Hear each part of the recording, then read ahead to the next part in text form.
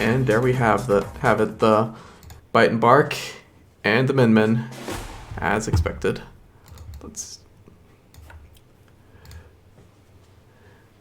Yoshi going with that Slap Commander and Seiki set of his that he uses all the time. Alimento going for the Kablammer, which is a fairly interesting pick, but this is also potentially fairly good against Bite and Bark, who does have a lot of vertical movement. That Kablammer hitting from above. But there's a nice sparky one too from Alimento. Alimento, a bit on the back foot though, has the charged Kablammer, which has a really big hitbox. Maybe you can make something happen with that. Yoshi is keeping Alimento fairly at bay, gets the shock, and that is going to go into a confirmed rush. Gets one CK detonation off, so it's a bonus 350 damage. Alimento trying for a counter rush, a little bit too far away. Yoshi does get the CK in between, and one more slap will finish off Alimento in the first round, giving Yoshi the lead now. Both players did reset their rushes. Alimento used it just at the end, so Yoshi is going to start off round 2 with about a half bar. Alimento is going to be switching to double gloves. Maybe that Kablammer was a little bit too slow, but Yoshi is just going to be keeping that loadout. Yoshi is,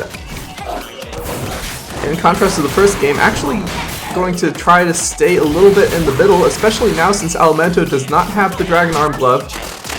So Alimento is not going to be able to put that much more pressure onto Yoshi. Yoshi is going to go straight for the rush, not off a shock, and because that slap and the Seiki are fairly slow, Yoshi is not going to be able to get anything off that. Now both players at about equal health, but Alimento does have the rush, is cornering in, but the rush activation does detonate the Seiki, and that is going to shock Alimento there. So, bad trade there. Yoshi is getting a little bit, but Bark just blocks the last grab. So Yoshi's going to keep that health a little bit longer, but there's the shock, and that is going to go into the grab. Not quite yet, but Alimento does have the health lead now. We have 30 seconds left.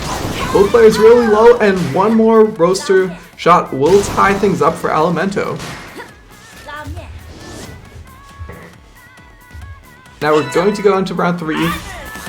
Yoshi's still going to be keeping that slap Seiki, and going to start things off by trying to corner Alimento, especially when Alimento doesn't have that Dragon Arm, but one of those grabs will power Alimento up tremendously. Now that Sparky on the Dragon Arm side with the charge is so dangerous from Inman. Alimento is just trying to close in the distance here with the rush ready. Does get it off fairly nicely. Yoshi with a counter rush of his own, but only gets the Seiki detonation, only still being 200 damage though. So that was still very nice from Yoshi's side. Yoshi did have a health lead, does actually still have a health lead, but those two nice charged Sparky hits and the third there are going to allow Alimento to rack up some heavy damage with the 1-2 combos. And that is going to give Alimento game number 1.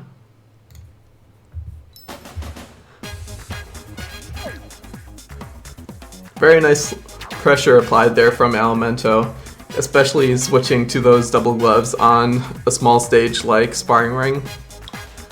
Alimento just in general, normally Min players do favor those long stages where you can kind of retreat a little bit and then charge up Dragon Arm safely, but Alimento preferring those smaller stages, and it does pay off against a character like Bite and Bark here. So we'll see what Yoshi does to counter this, if he's going to stay with B&B or actually switch to that Helix. It is still going to be B&B.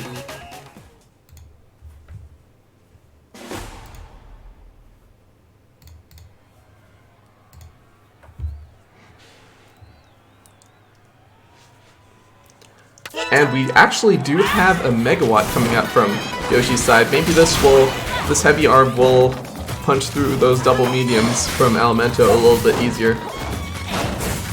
Via Dolce is a fairly risky pick for Yoshi's side here because this is a pick that allows Alimento to charge up Dragon Arm at the beginning of the game, and that was a really nice block there from Bar to prevent that grab from coming through. Now Alimento is slightly on the back foot because that Dragon Arm is not up yet. Just trying to find an opportunity to charge that up. Does get it with the Roaster knockdown.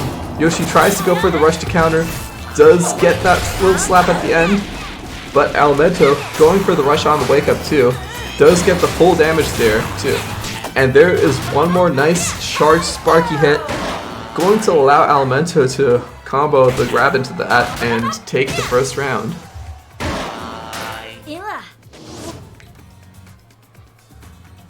For round 2, it looks like Yoshi is going to be switching back to the Siki, just foregoing that safety from the Megawatt for that explosive rush. It is going to not work out in Yoshi's favor, but he gets a nice grab into that shield. Alimento constantly going for the 1-2s. Yoshi does get the self-detonation, which is one of those downsides of the Sparky, which can get parried fairly easily with those two gloves. And if it gets knocked down too close to you, you're in trouble. Both players at about half health. Alimento going for the rush first. Does actually get a nice chunk of damage. And there's a nice charged Sparky into the grab. That is going to do another quarter of Yoshi's health, and Alimento taking the series.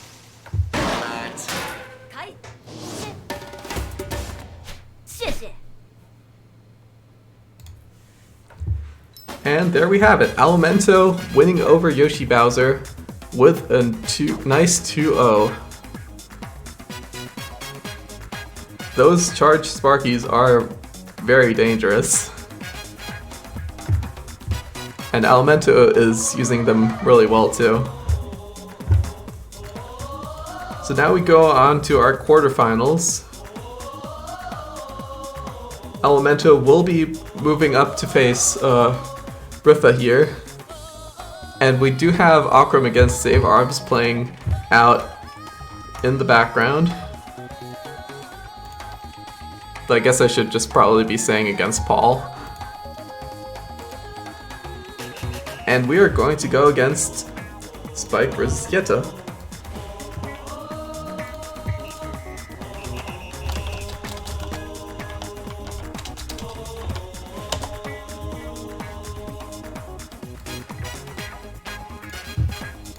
I hope I'm doing alright with commentary, by the way. It's just, I've just been like really out of it.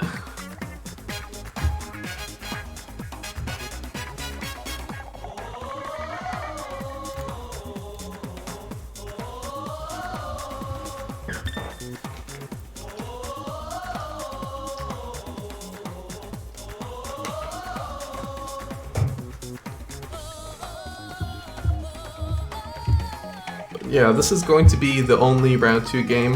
After that, we are going to be streaming both round 3 games, the winners semifinals, and also the round 4 game afterwards, the winners finals. So our next match will be Spiker, or Spiker. I'm still not exactly sure on the pronunciation, so we just call him Spike, and Yetta.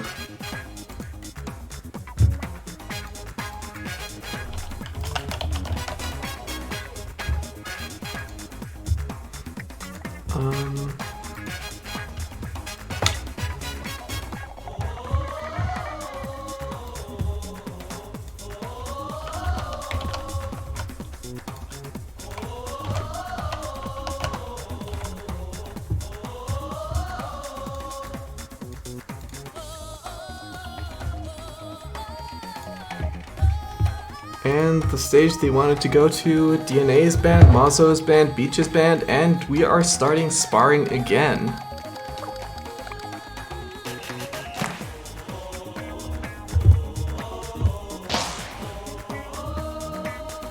Both of these players just liking those close quarters, it seems.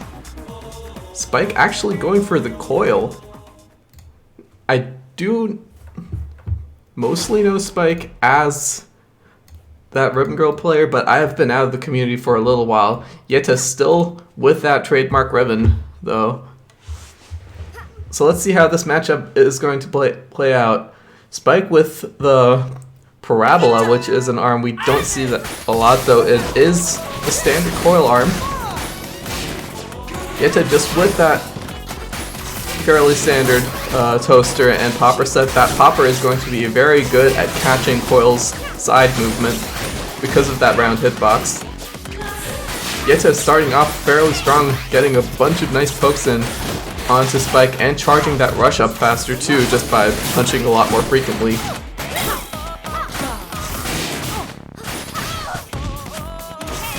And Yetta already having that rush, trying to take more control here, pushing Spike towards the corner.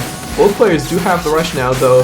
Yetta's will beat Spike in a 1-on-1 trade, and there's that Popper that is going to confirm into the rush, and 300 damage is enough to take that last bit of health away from Spike.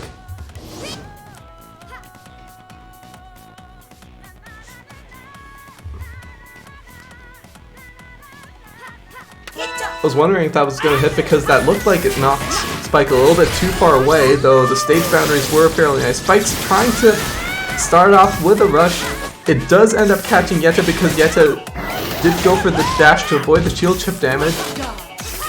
And Spike gets another nice grab off to tack on a little bit more damage. Going in for the Thunderbird this round as an alternative motion to catch out Yetta's side movement a little bit better. And both of these arms are electric types, so if a charge arm hits here onto Yetta, that is going to be able to combo into a lot more damage. Yetta is on the back foot now, but does have Spike pushed into a corner, and the corner is not exactly where Coil does the best. Both players do have the rush now, though. Oh, but Spike is in a fairly dangerous health range. This is range into a Popper confirm. Oh, but there's just the regular rush. Yetta trying to get the rush just off of the hit stun of the regular toaster, but that did not pan out. Now both players trying to fish for that last little bit hit in.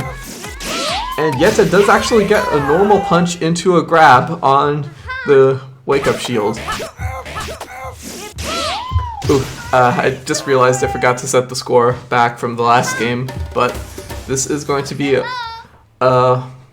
1-0 lead for Yetta.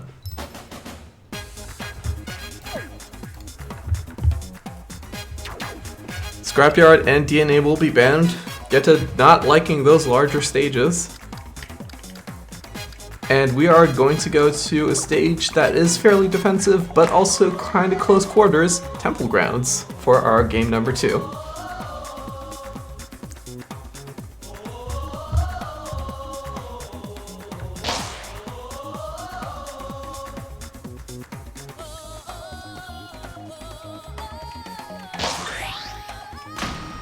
Looks like both players are sticking with their characters.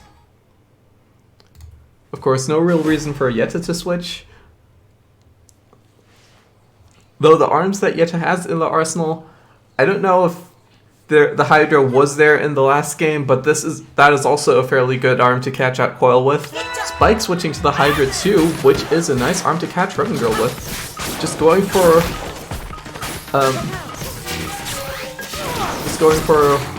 an arm to catch jumps and one to catch dashes. Spike trying to keep the distance early on in the game, just to charge up Coil's third arm and keep poking. Both players just throwing out a lot of pokes in this stage, trying to charge that rush up, and both players just got it now. Now, whether players will be able to confirm these rushes, it could be Yetta's Popper, it could be Spike's charged Thunderbird, but that could be a huge swing. There's the Popper, but Yetta was a little bit out of position to go for the rush confirm there. Because of that wall, Spike flying to the right The camera won't align back in time. Another nice popper hit pushing Spike into the corner. Spike at very low health, just a regular rush is going to be able to finish this now. Though Spike is still in it. One more popper will take off a fairly huge chunk though. Yetta just trying to close in the distance a little bit, but jumps straight into a Thunderbird, and that is going to go into the grab for a lot more damage. But a straight popper is going to finish off Spike on the approach.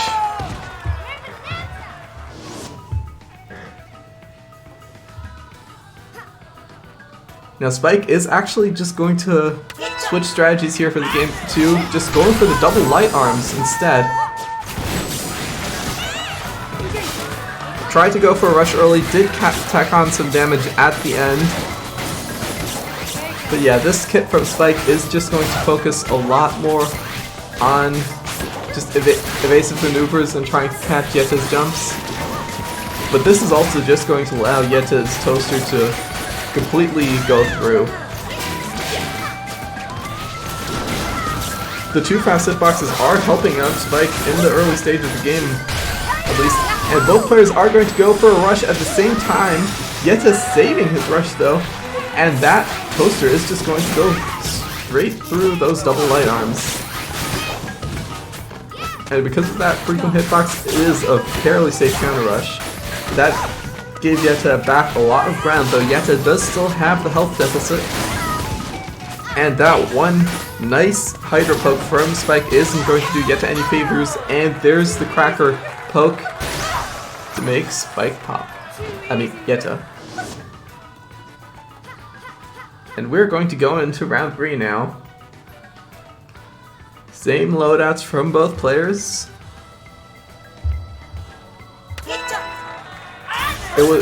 Since it was more of a bunch of nice decisions from Spike's side rather than Yetta's loadout, that was the reason for round 2 going a bit south for Yetta. Yetta is just going to stick with that popper. Though Yetta trying a little bit too antsy for that confirm. Tried to get it off the toaster there.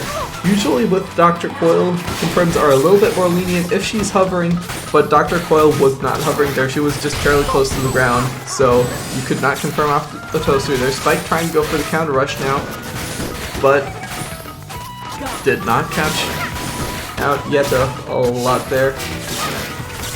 Both players just kind of resetting back. Spike trying to keep a little bit more distance here and trying to catch Yetta on the approach. Now Yetta does have the rush and Spike does not. Yetta could end things fairly well here with a nicely timed popper. Spike knows this though, so Spike is being extremely careful. There's a nice grab from Yetta to take the health lead, but both players are still in rush distance. Another nice grab from Yetta, just curving around a little bit more. Now we're heading 7 seconds into the clock, and Spike pulls the trigger first. We are going to game 3.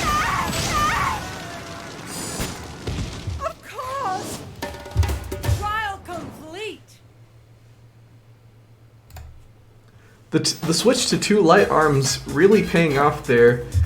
Just focusing a lot more on, instead of using the arms to deflect the toaster, just focusing a lot more on movement, on kiting, and using those 2 light arms to catch out Yetta's erratic ribbon girl jumping around movement. So we'll see how Yetta adjusts to this in game number 3.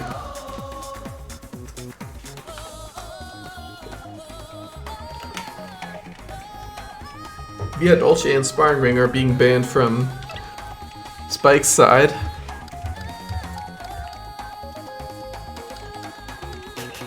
Which are 2 of those stages that Yetta is fairly comfortable on, and we are going to go to Mausoleum. Another kind of close quarter stage. but no walls, meaning both players have a lot more room to move.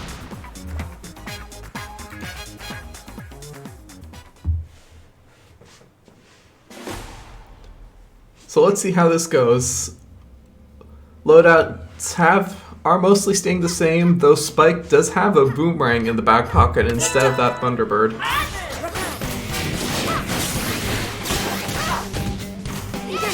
And both players starting away fairly far from each other, just trying to get those light arm pokes in.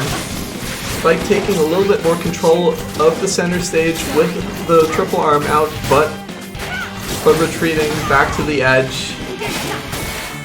To give themselves some time to recharge. And those pokes are hitting fairly well, knocking down Yetta to almost a quarter health. Just Hydra after Hydra after Hydra. Spike is being relentless this game. And Spike does have the rush up first. Yetta... Oh, I don't even think this matters. Both players do have the rushes, and while Yetta's rush could swing things back in favor a lot, I don't think this is going to matter. Spike just needing a little bit more time to close off, but that one grab from Yetta might just be huge. Another nice toaster hit. I spoke too soon. Spike is right back in the rush range. So this could be a huge comeback from Yetta. Oh, there's the popper, and it's just going to catch. I was afraid that Spike was blown away just a little bit too far to the right, but that is a huge comeback from Yetta. Both players just sticking to their guns there. Yeah, Spike saving that rush for way too long there. Sometimes it's better to just cash in and secure the round. Now Yetta starting off round 2 very strong with those pokes, and because Spike saved the rush for the beginning of this round, Spike does not have it right now. And Yetta is packing on a lot more damage. Gets another nice grab while Spike is just so antsy of that rush. Now Spike is in the position that Yetta was in the first game, needing to come back while Yetta has that rush ready and could just use it at any time. Though if Yetta does have a successful rush, Yetta won't have ground to save it for. Spike does get that rush charged up and used, getting a nice bit of damage, leaving Yetta at half health, but it's not going to matter. Yetta is going to get a successful rush to close things out in game number 3. So Yetta is going to move on, but that was really hard fought from Spike. Definitely kudos to both players here.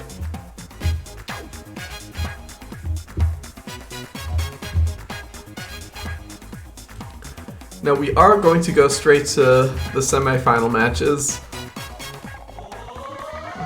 meaning that Yetta will be facing off against Prepa, and the winner of Iceman and Akram will be facing off against Grimwood. We'll have to see which one of those we play first though.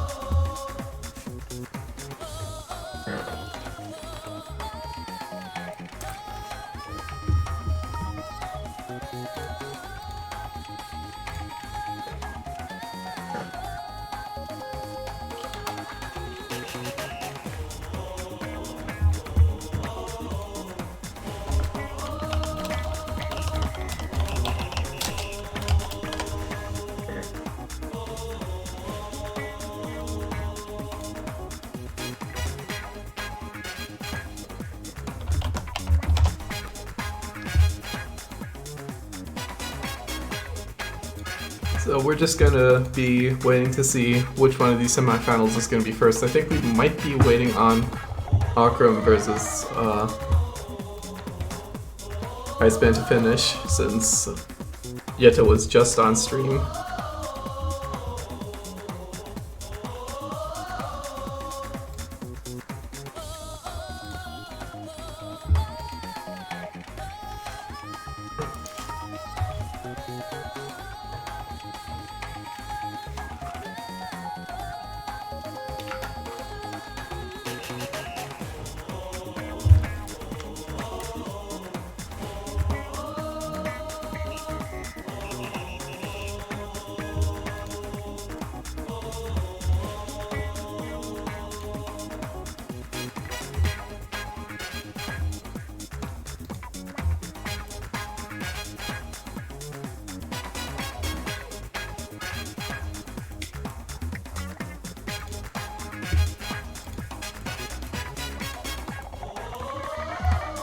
Yeah, we're gonna be waiting a tiny bit longer.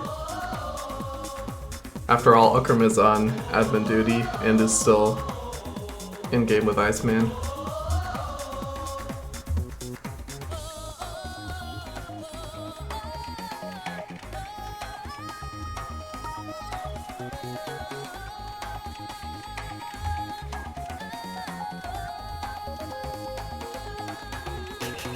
It looks like they are currently 1-1 though.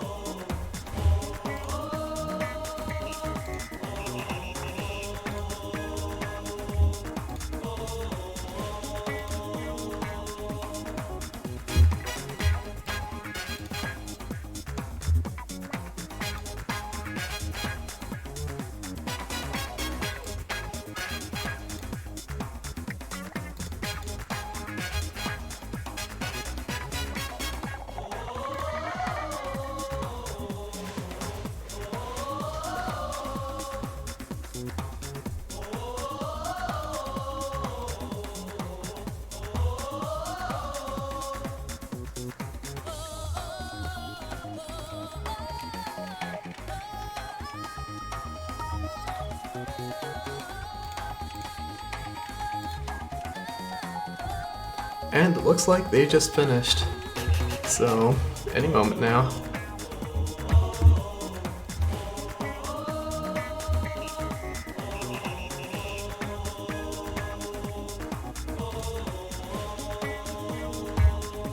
I wish I had a co-commentator to banter with during this trying time, but we'll take what we can get.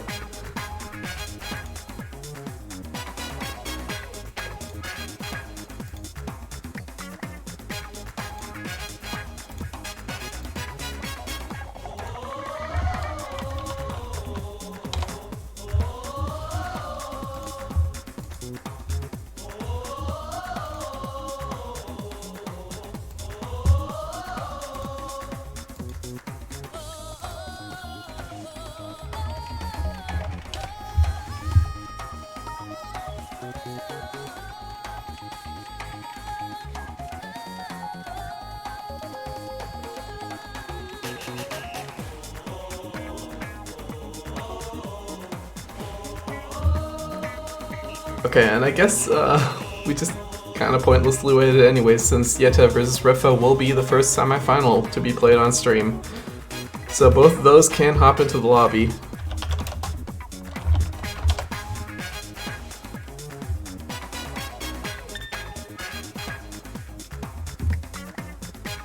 This is going to be a good one though.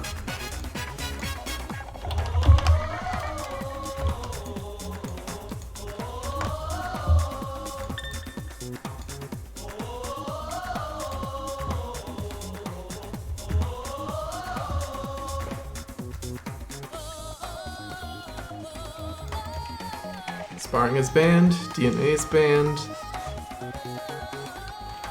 As usual, Bertha, with the more zoning-oriented playstyle, is going to strike out the close quarter stages. Yeta with a lot more of an in-your-face playstyle with that ribbon is going to strike away the long distance stages, so we are going to be ending up on Mausoleum again, which is usually that middle ground stage between the two. Rifa sometimes let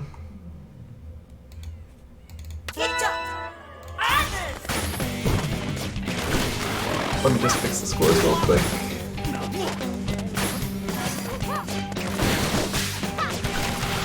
Oh, we have to missing up. There we go.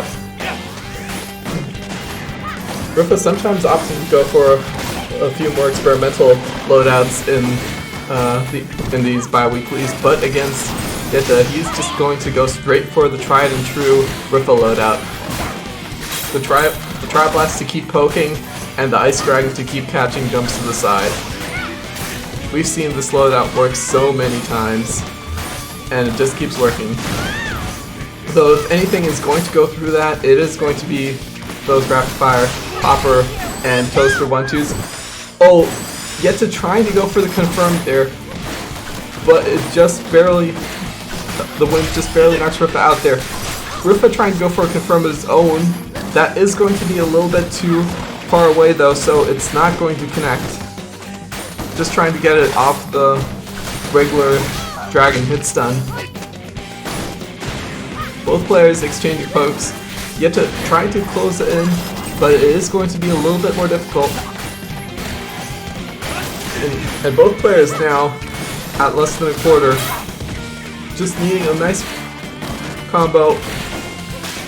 Yeta does have the rush. Ripa has the rush now too, and we are at 10 seconds, so this is going to be dicey. Ripa just backing away. Both players have the rush now, and neither rush is going to connect. Ripa just having a tiny fraction of a health lead, and is going to come out on top during that timeout.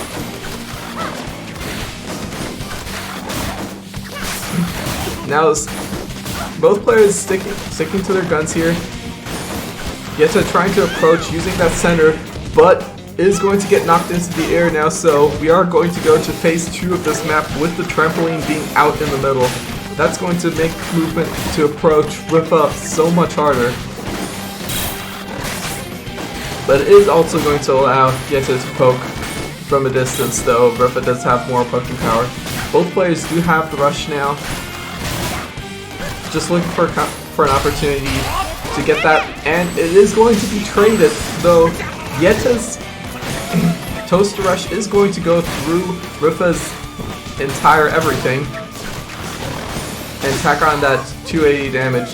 Now Yeta has the advantage.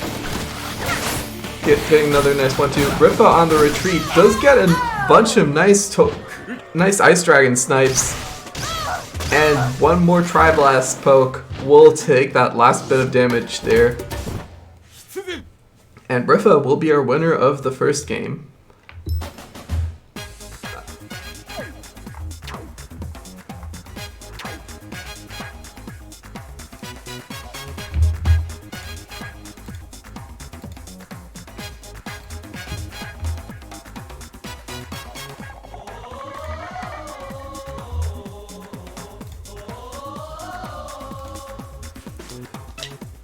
And for game number 2, Ripa is going to be banning Scrapyard and Sparring.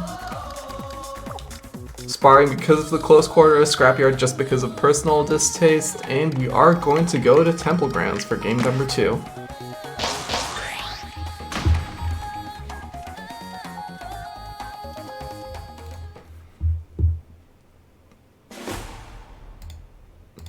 I should also probably change this text to Winners Semifinals. There we go.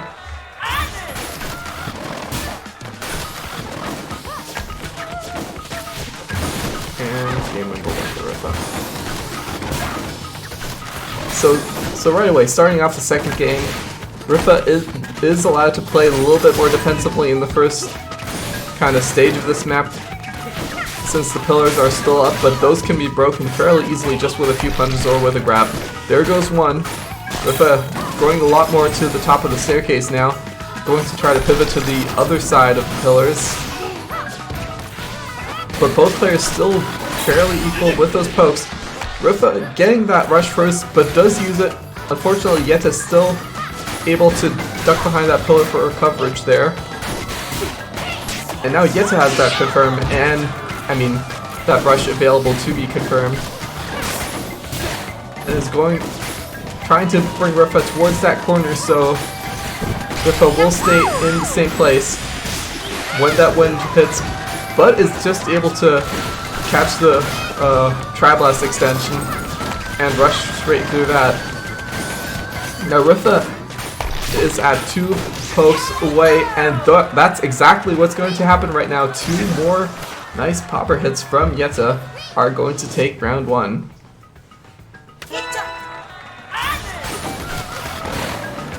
So Yeta is definitely still showing a lot of signs of life here.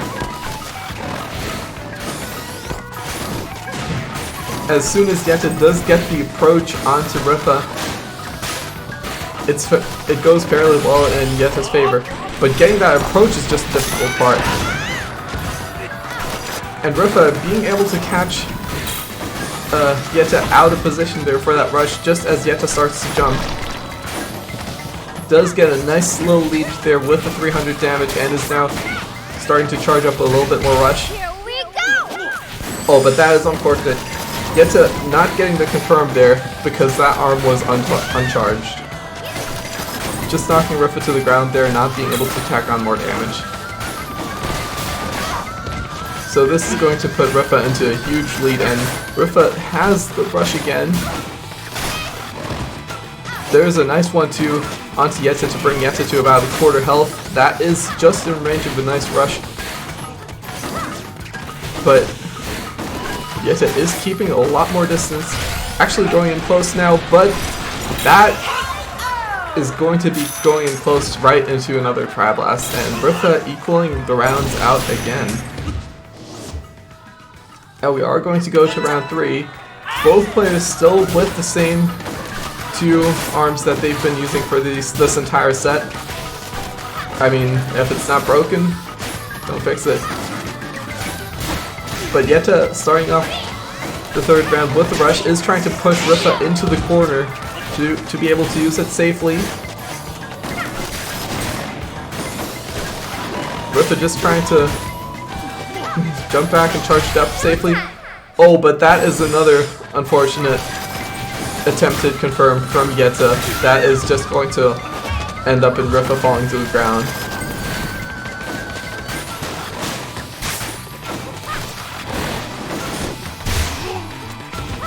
All that positioning in the early game has still given Yetta a huge lead though. And it's going to be enough. One more nice popper will give Yetta this round.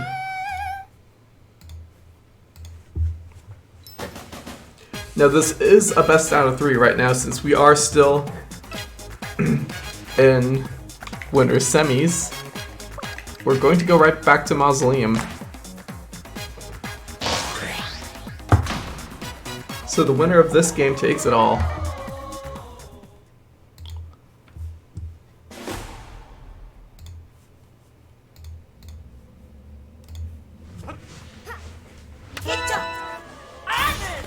This is the map where Rifa won though, especially getting a nice position after the trampoline in the middle broke.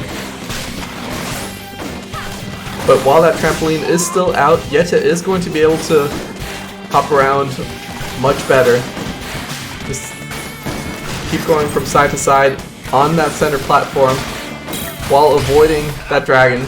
But does get a little bit too close, and just as Rifa's rush is ready, I think that was the biggest rush so far this series with the 340 damage. While Yetta does have the rush ready, it's a bit harder to confirm it on a map with circular walls because the way the character blows from the wind is just kind of unpredictable. Yetta being frozen there. Nice patience though. Reacting pretty well to Rifa's options. But Yetta still has not found an opportunity to use that rush. Rifa used it and now has it back again. So, Yetta at a huge disadvantageous position. And that arm is broken. Too many hits onto Yetta's toaster side there, leading to that tiny stun that allowed that last Tri-Blast to go through.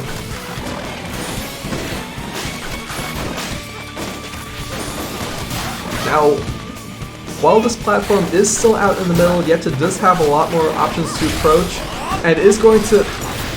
Oh, I thought Yetta was going to counter rush there, but that Tri-Blast is just way too fast, and went straight through it, catching Yetta out with that 290 damage.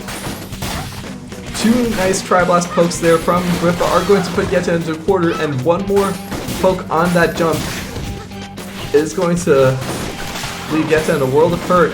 Yetta playing so well during round 2, but is actually playing a lot more impatient this time around. Rifa is just catching Yetta out a lot more on those approaches. But that is just a thing that this Ice Dragon Triblast playstyle is so good at doing. No fault of Yeta's own there really, but that was just Yeta playing Rifa's game instead of Rifa playing Yeta's game, if you catch my drift there.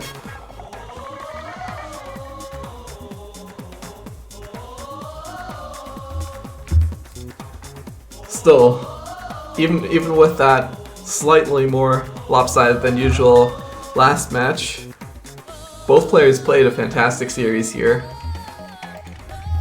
And now we are going to go to the other winner's side semifinal, which is going to be the UK special here. Two UK players that just constantly stay at the top of the EUPR. It's going to be Iceman against Grimwood.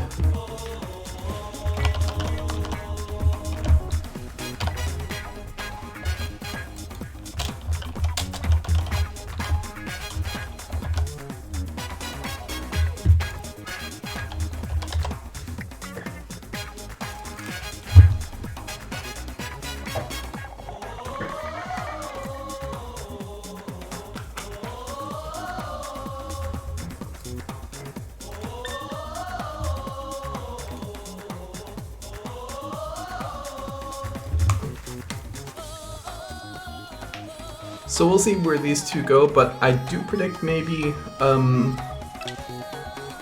both players are fairly close quarters players, but actually no, Iceman just does not want that at all. Sparring is the first ban, and Buster is probably the second ban against Grim, who is that Max Brass specialist there. And Buster Beach is not a very good map to play against Max Brass. Temple and DNA are banned from Grimwood's side. I think I know where this is heading. Is it? Yeah, Mausoleum is going to be played there. Once again, we're going to go to that middle ground between the aggro player and the kiting player, I guess. I don't really want to say defensive because Iceman's offense is on point, and actually we do see a different pick than I was expecting. Grimwood is actually going to be going for that Dr. Coil with a fairly straightforward loadout, 2 gloves, that nade roaster combo potentially that we do actually see as Max Brass's defaults, but though that combo is fairly, I believe, common in the Japanese ladder too. Iceman going for a very neutral base, I'd say, Minmin set with the double firearms, both being able to do those knockdowns. Iceman just looking to win this off of consistent neutral play rather than those fancy rush confirms or grab confirms with those Sparkies. Because while Sparkies are nice, they do have worse frame data than those toasters, just being able to come out so fast.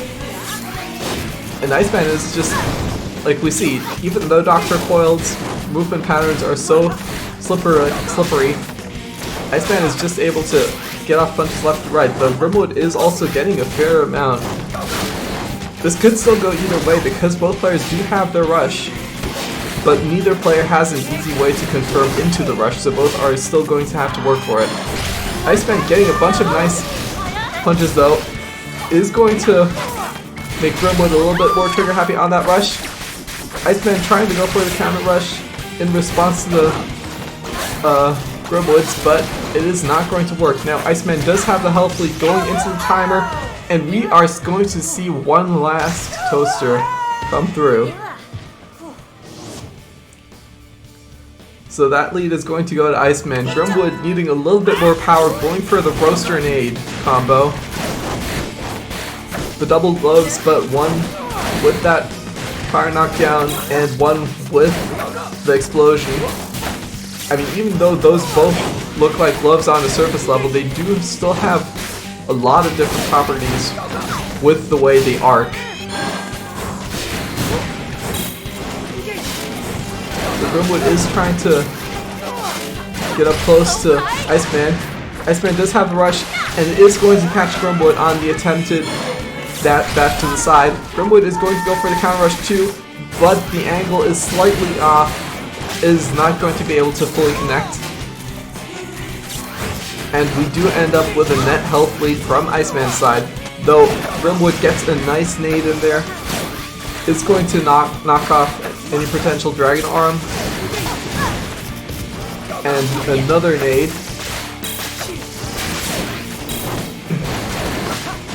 Now, while we do know that Min Min is usually in a little bit of a disadvantageous position without that Dragon Arm, Iceman is still... Iceman successfully managed to fish that opportunity to get that Dragon Arm up, and with that powered up slap, is able to find one last hit onto Grim. Oh, I really should get better at updating these scores. That was a 1-0 for Iceman now.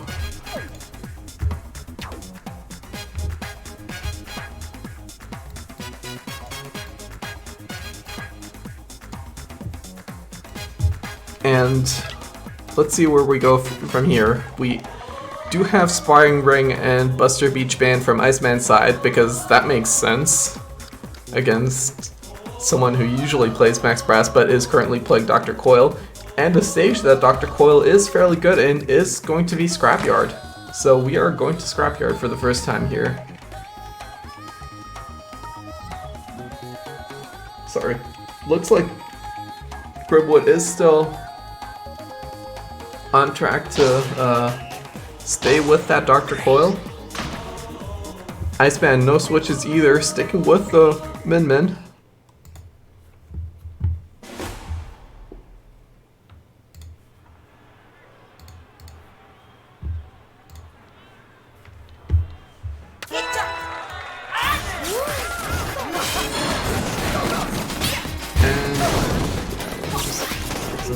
Position of commands a little bit. There we go. We do have a little bit of an adjustment coming in from both players actually. Iceman, recognizing that distance is the way to go, is actually going to be switching to a Toaster and a Dragon on the backup arm. While Grimwood, needing a little bit more poke, is actually going to go for a Tri-Bolt. It's weird, even though Grimwood is playing a completely different character here, is actually using a lot of those arms that are comfort arms from Max Brass. We like the Tri-Bolt being a fairly common Max Brass pick for, I believe, Superior Fan in NA. There's another nice 1-2 coming in from Grimwood though, and that's why those Tri-Bolts are so good, because that micro stun just allows 1-2 combos to happen really nicely. Iceman switching back to the slap.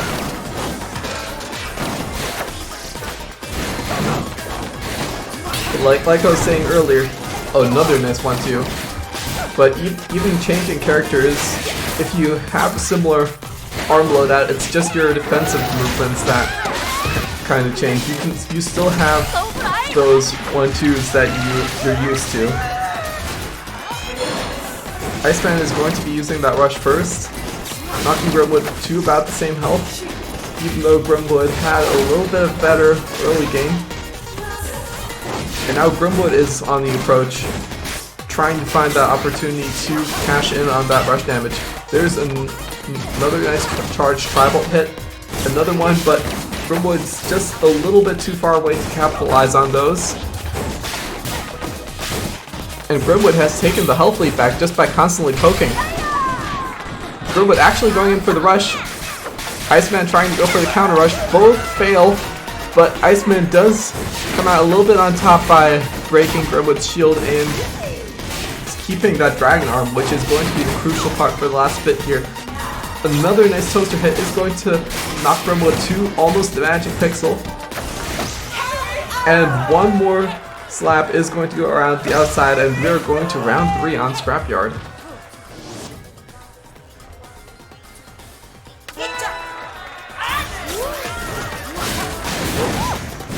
And now Grimwood is going to be switching to the nade for game number 3, needing a little bit more explosive power.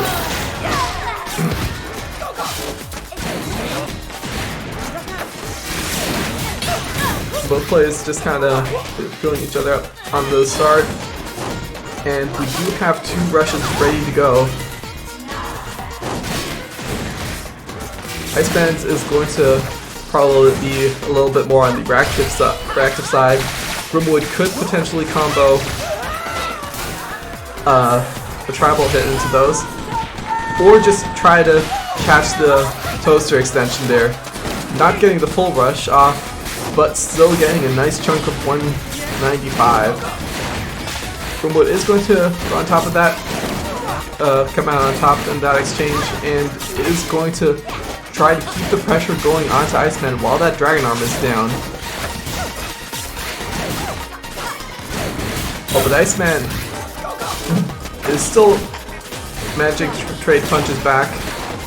Grimwood does have the rush. Iceman just finished charging that, and is going. Both players are going to go for a rush trade. Grimwood is going to go for the shield though, recognizing that Iceman's rush is going to be able to catch a little bit easier, at least from that aerial angle. And Iceman is going to come out on top after that rush trade with another nice toaster hit.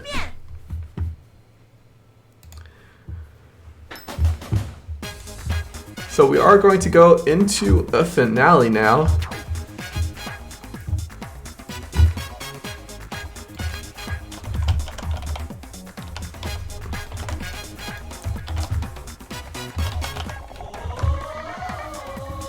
And our finale is going to, winner's side is going to be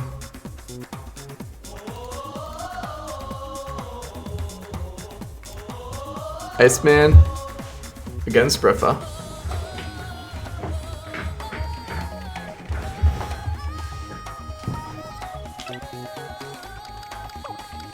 Now let's see where we're gonna go. Mausoleum is banned immediately from Prepa's side.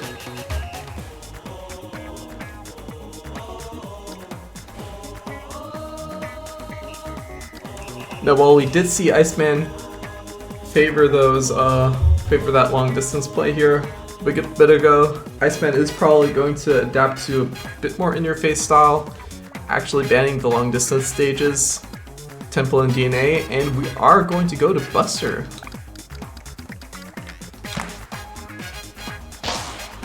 For the first time today, we're going to be seeing Buster Beach play out. Oh, that is an interesting picks from both sides here.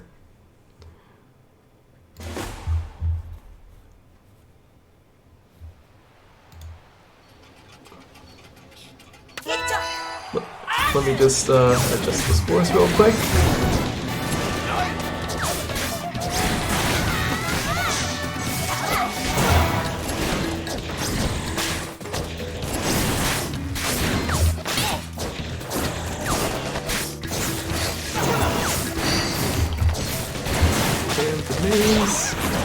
But that is going to be 2 not very often seen characters, but both of these players are known to play these characters a bunch. We have Iceman's Mechanica with pressuring Chakram and Toaster loadout, which is actually a really nice pick against Rifa's standard Ninjara. But from Rifa's side, we also have that Masango, which I am not sure how to commentate Masango, really, but... And I kind of missed the first part of that match because of all the readjusting that I had to do, but Rifa is going to come out on top there. Now, Iceman switching things up a little bit more explosively with the homie. That is going to be a huge rush if that hits. The Chakram being fairly consistent for the first part, and the homie just blowing up the opponent in the second part. But speaking of rushes, Rifa does have the first ready, being able to dodge around a little bit more with Blue Mask, and actually does get the Yellow Mask on despite a little bit of hits there, is going to be able to get the rush. Normally, with the Yellow Mask, it is still safe to rush in a bunch of different scenarios because of the invulnerability, but just gets it off the Megawatt Shock. And Rifa is going to be winning the first game. Now, this is a best of 5, so it is going to be a little bit more drawn out. We do have those opportunities to get a little bit more unconventional with the picks, predicting what your opponent is going to go for. And counterpicking in exchange. Like, honestly, I wasn't sure about it too much, but Rifa's pick with that specific loadout too, with the Megawatt for protection and the and the Phoenix on the to go through the super armor. I'm sure this was a predictive counterpick from Bertha's side, and it was one that just worked out really well. And now we are going to go into hang on. There we go. We are going to go into Via Dolce, and Iceman is going to be switching to that ice-based Quintel, and is going to just try to get a bunch of those ice chains and make Rifa's life miserable. Well, Bertha did try to go for that mask barrier that allowed Ice to get that initial ice hit in. And Bertha did go for that rush, but now Iceman going for that rush in return is going to put Bertha at a huge health disadvantage. Bertha does get the knockdown, but does not get a mask off it. Iceman just constantly going in close, not giving Rifa the opportunity to mask up. And that is going to allow Iceman to take the first round. Rifa staying a bit further away to get that blue mask up early, but that is going to get iced out immediately.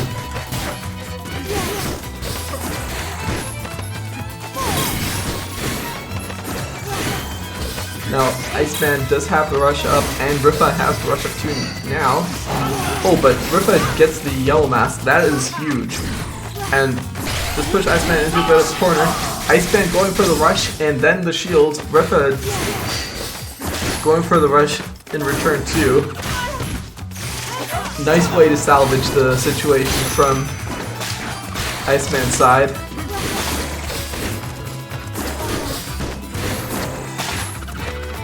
Knowing that Iceman can charge up that rush a little bit more consistently with that chill up. Oh, there's a 1 and a 2.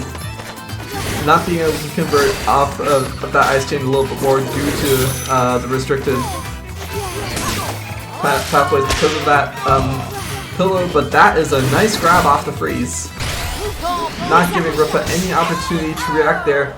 And Rifa going into the corner, going into the rush, and going down in game number 2. That's a wrap.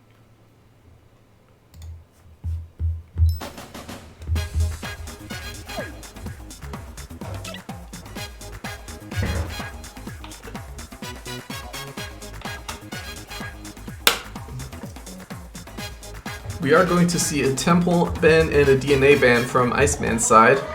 Knowing that Rifa does not want to go to Scrapyard just on a personal level. So the pick is going to end up being Buster Beach. Again. Let's see if Rifa does opt to stay for stay with this Misango. Switch to back to the Ninjara now that Iceman does have to declare if he's going to switch off the Twintel, but is actually just going to stay with the Misango.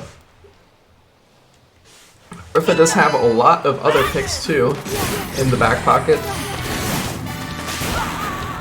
but is just going to keep going with the Misango here.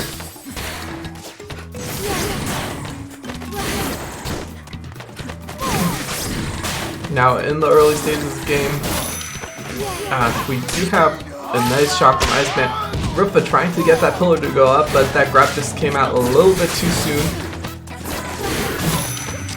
Ripa trying to go with that,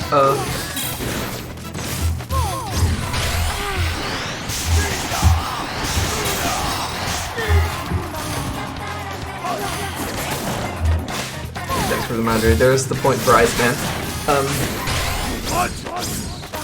Well, Ripa going in close with that rush, but that is not going to hit.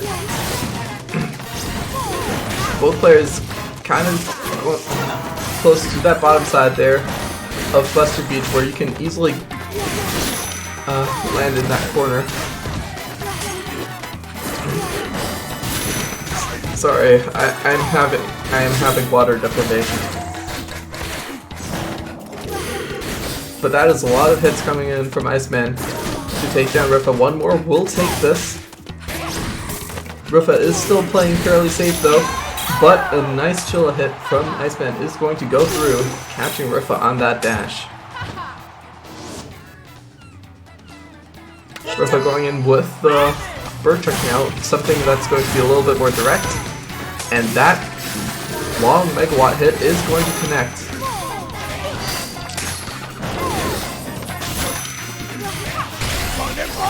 Ripa going in for that rush off, trying to break that grab, but Iceman is a little bit too far away for that rush to connect. Now Ripa getting another nice shock into a grab. That megawatt shock does last, I think, a bit of a long time, enough to go for those slightly riskier grabs. I'm not 100% sure on this though.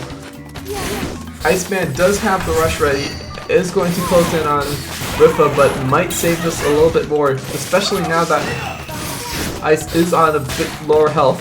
Ripa getting that blue mask to dodge it better and gets a nice bird chuck hit to finish off the second round.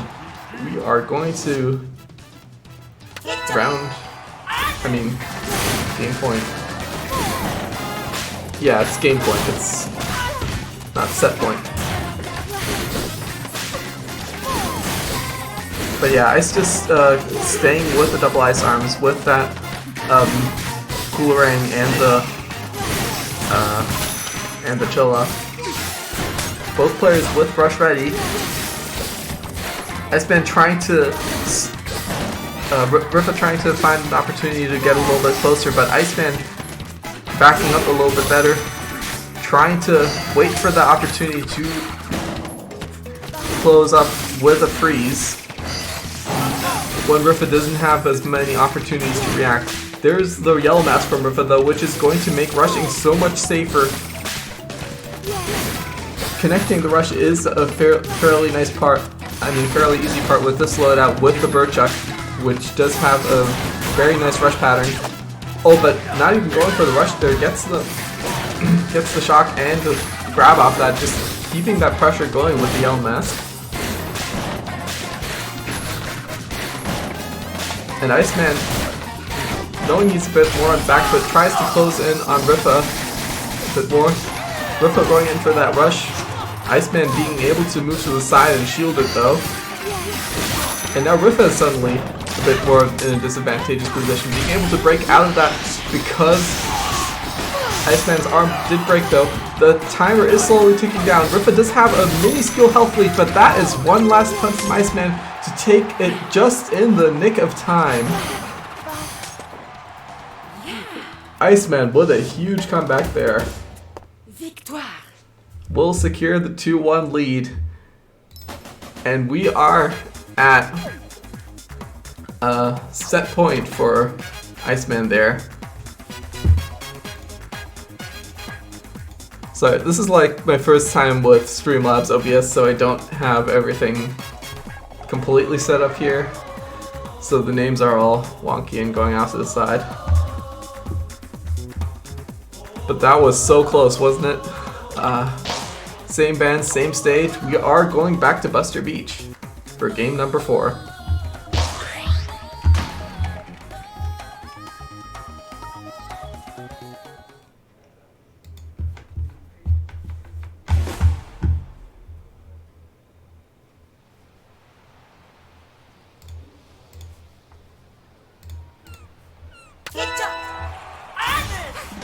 Points for Iceman now, but Rifa is going to go with the character switch. Actually going for his Lollipop load up there with that Lockjaw. Like, as a huge proponent of Lockjaw Lola, I am really pleased to see this, and this Lockjaw with the 2 heavy hitboxes could power through Iceman's double medium combo, especially since the projectile from Lockjaw does go through that aura, that slowdown aura that Twin Tail has during those start up dashes. But as it looks right now, it is fairly even. Though Rifa does have a rush up on Iceman. Iceman using that rush there. Gets a nice freeze off, but it's a little bit too far away. While Rifa does have the rush here, Rifa is at that magic pixel and could easily go down. But that is a shock, and that is going to allow Rifa to confirm with that last, to get that last bit of health with that bit of a rush, even from that magic pixel. This was a good switch from Bertha, and you see why he did it. But now Iceman playing round 2 a little bit more aggressively, trying to push Bertha into that corner. Does have the rush and is going to get it on that Lola bounce. 240 damage is fairly respectable, but Bertha makes most of that back just with 1 charge and charged electric arm and the bonus damage from the Lockjaw hit. Now Rifa is in the position where he can pressure Iceman a little bit more. With that rush ready, it is just going to get that off of Iceman's jump landing. And we are going to see how Rifa deals with a little bit more pressure with Iceman's rush ready, and is going to jump into that rush, and 1 more grab from Iceman will take the second round back. Iceman very close to winning the set now, just needs 1 more point, but this is not a done deal yet. There's a whole bunch of hits being chained by Rifa right now. With that charged Lockjaw hitting twice there. Rifa does have the rush, might save it for a counter rush though with the heavy weight of the Lockjaw, being able to go through the fairly linear Chilla rush, but Nope is just going to use it for the damage off of the Sparky, and a very nice job there, finishing off Iceman with another 100 hit from the Sparky. Sometimes defense pays off, but sometimes it's worth it just to cash in all that damage. And that Lockjaw rush, if you hit it, it is so powerful. And now we are going to go to the final match. Iceman may be a little bit favored here due to the potential of a counter pick and the stage choice going back to Mausoleum. But Rifa is going to be changing to Ninjara. So let's see what comes out here from Iceman's side. Maybe we can be seeing that Mechanica back again. Or many other Iceman counter picks. Oh, but it's going to be the Min Min. I wonder which variant of Min Min this is from Iceman. Is it going to be the Chakram variant? Nope, it is going to be the Sparky Tribolt Ice Dragon. But Rifa actually seemingly anticipating a pick like I should edit this forward. Seemingly anticipating a pick like the Mechanica is actually going to go for the Toaster over something standard like the Ice Dragon.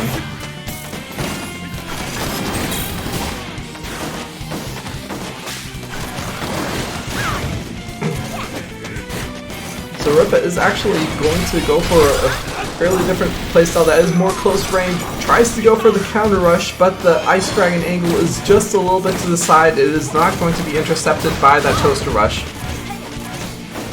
So Iceman does get a lot of damage back, but Ripa has been consistently racking up damage with those Tri-Blast pokes. There's another one. So Ripa does actually have the health lead here, and is pushing Iceman back, especially when that Dragon Arm is down. The Dragon Arm Tri-Bolt is very powerful because of those consistent stuns and that large hitbox, but with the Dragon Arm down, Iceman is weakened a little bit, with Mausoleum being one of those maps where you can't charge up the Dragon Arm that easily.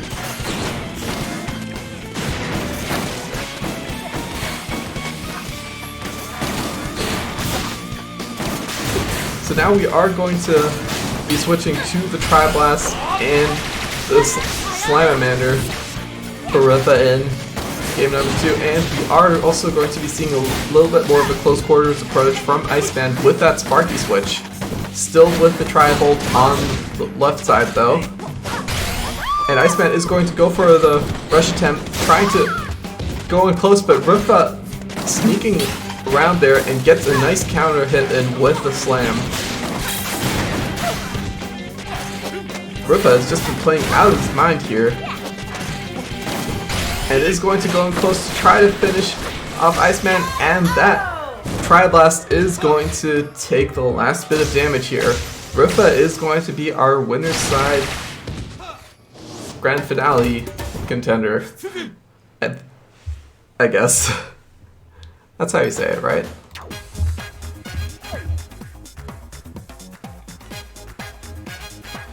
Yeah, the Toaster was a fairly nice contingency pick here from Bertha's side. Nice to keep your opponent's possible counters in mind too.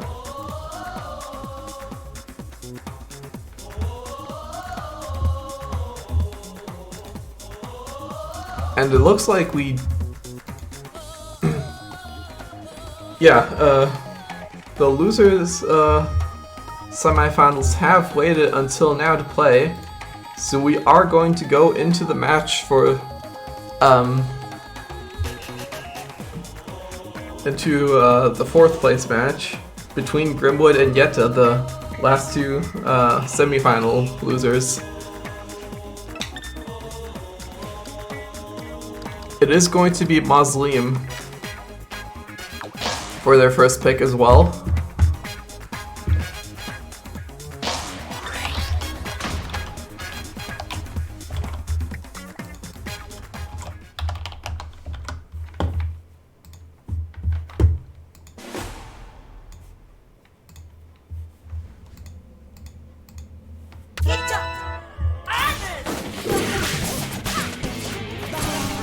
Just adjusting names to make sure everything is alright there.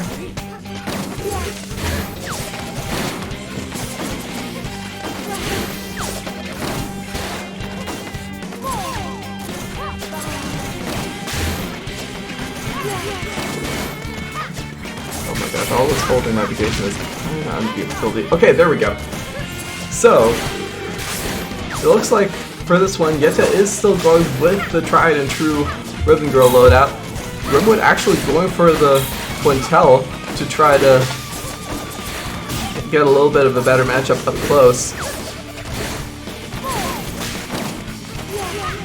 Being able to put in that pressure with the Chakram and Chilla combo, while still being able to have a lot more evasive options against Yetta's set.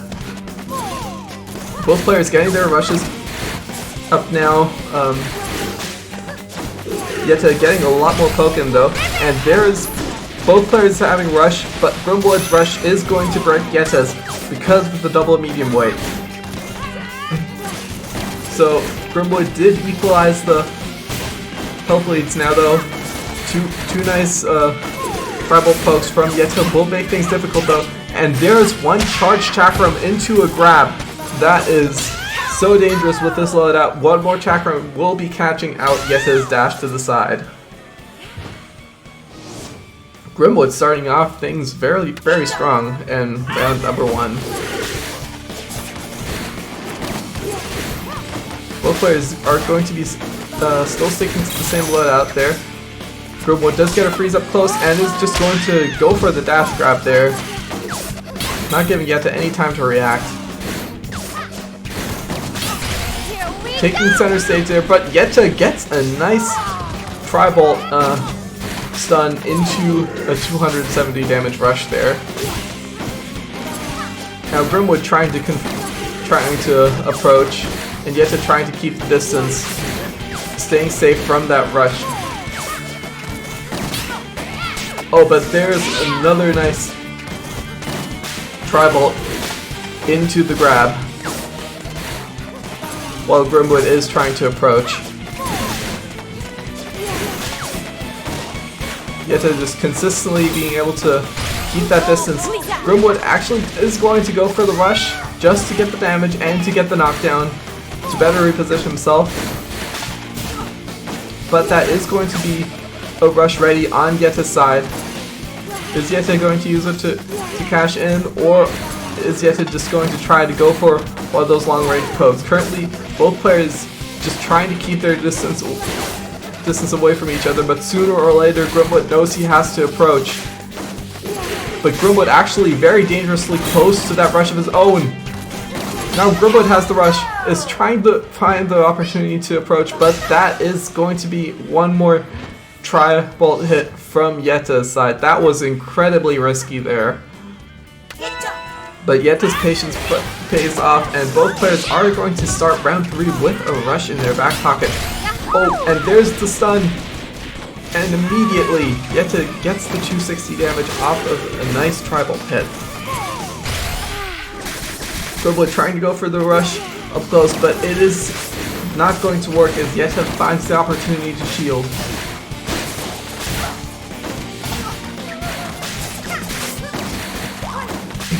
And Yetta does get that arm break, and while Grimwood is trying to recover, Yetta does get the grab.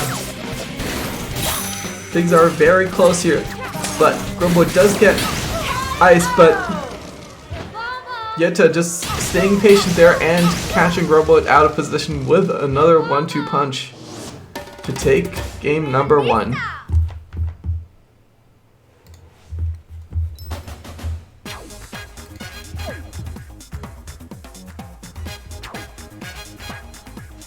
Via Dolce and Buster are going to be banned from Yetta's side, and we are going to go to Sparring Ring.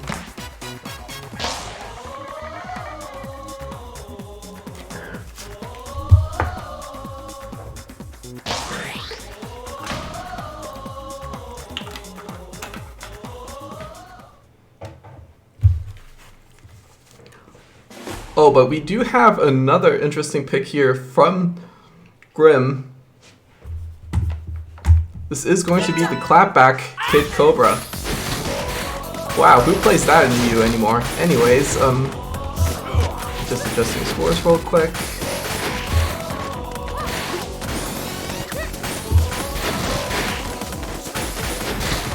But yeah, this is one of my personal favorite loadouts, the clapback Kid Cobra. Grimwood using the popper variation for a bit better poke options against the Ribbon Girl. And for the most part, it is working out fairly well. Though Yetta is going for a lot of sideways movement to try to circumvent that clapback to prevent those arms being reflected at him.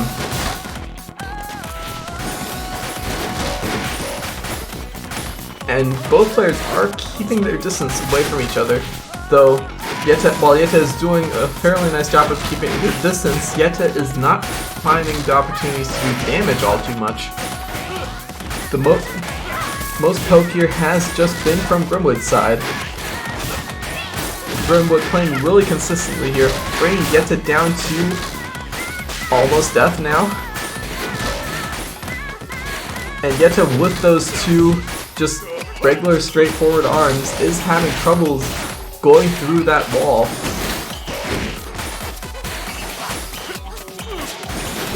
Kid Cobra just working fairly well as a character with the clapback because of that big arm girth, and Kid Cobra still having a lot of movement options while the clapback is out. And Grimwood is actually just going to go for the rush. Huh? But I'm not sure what happened in the last seconds of that game, but that was still more than enough to take the round. Now Yetta is actually going to go for an interesting counter strategy to the double clap, and to the clapback being up, which is the double gloves. With the double gloves being out, the thing that Cobra is forced to do here is to try to keep that clapback out at all times. So you use one of those gloves to force the clapback out, and then use the other to try to, just kind of sneak behind to catch Cobra out with the movement. Though Grimwood is still doing a fairly nice job to stay safe here. Gets a little bit too antsy with the jump.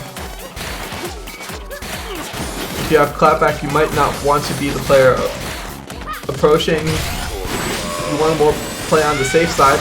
Oh, but there's a nice rush from Grimwood to take a lot more damage off Yetta, and one more popper will even scores out between Grim and Yetta.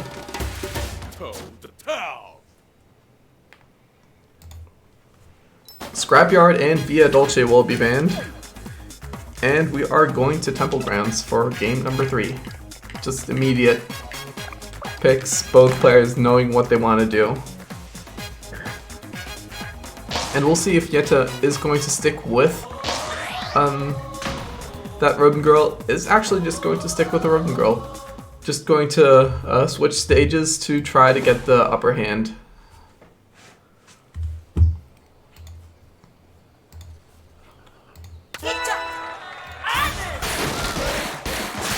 It seems like Yetta is going to try to just stick with the double glove stuff too. Now Temple Grounds being a stage with a slight bit of an incline does give a little bit of an advantage to Ribbon Girl when she has the high ground, because you can aim your punches above the clapback too while jumping. So that might be one of the reasons why Yetta chose the stage. A nice rush from Yetta is going to take 270 damage onto Grimwood, and Yetta playing a lot better in this round compared to the last. But that is going to be the clapback rush catching Yetta off guard there, and Yetta is going to be pushed into the corner, which is not a good place to be against Popper. And Grimwood just consistently trying to put on pressure by putting that clapback up close. Yetta getting a nice punch on the clapback retraction though, and Yetta almost has the rush ready to go, just has to be careful not to get hit by a straight popper. And Yetta is now trying to close things on to Grimwood. The timer is almost down. Grimwood actually almost has the rush ready to counter. And Grimwood just trying to stay patient here. Yetta does go for the rush, and it is going to catch Grimwood. Just slightly. But it is enough. And just as the timer is about to run out, Yetta takes the first round. Grimwood actually is going to switch things up here, going for the whammer instead. Another popular lead out with the popper for Kid Cobra. Whammer does offer a little bit more offensive coverage compared to the clapback, and especially that large vertical hitbox is going to be very nice at catching Ribbon Girl's jumps. Though the thing that Whammer does have going against it is a little bit slow on the extension, so Grimwood does have to be a little bit more close quarters. And this is working out for Yetta fairly well. Yetta is being able to keep Grimwood a little bit further away, and take a lot more of those toaster hits. Putting Grim at almost rush range. There's another toaster. But even if Yetta does activate the rush, it could get countered. But that is a nice win confirmed there from Grimwood's side. However, Grimwood does not have the rush now to combat Yetta's potential rush. And Yetta is just trying to corner Grim there to get that. Does get caught by a straight flopper, putting Yetta at the magic pixel. Yetta has to be incredibly careful here. Grimwood too, but that is going to be an arm break on the whammer, allowing Yetta the safe opportunity to go with the double toaster rush to finish off this set. And while Grimwood takes a respectable 4th place, Yetta is going to move on to the losers finals, where Yetta is going to be playing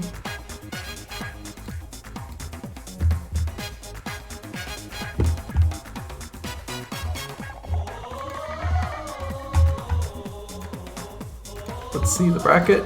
Oh yeah, it's Iceman.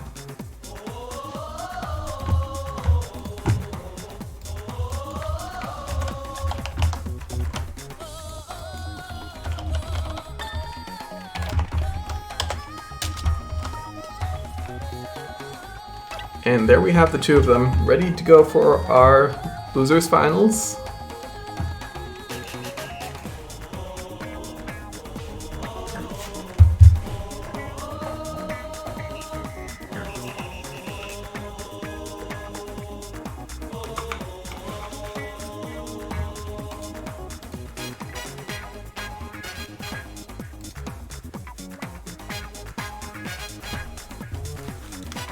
Let's see what both of these players go for. Both of them notorious for their ribbon girl, but against each other they might want to avoid that mirror. So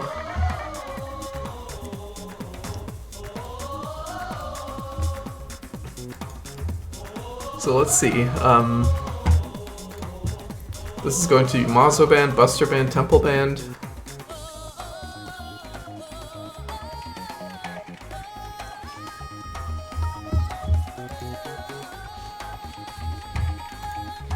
And sparring picked.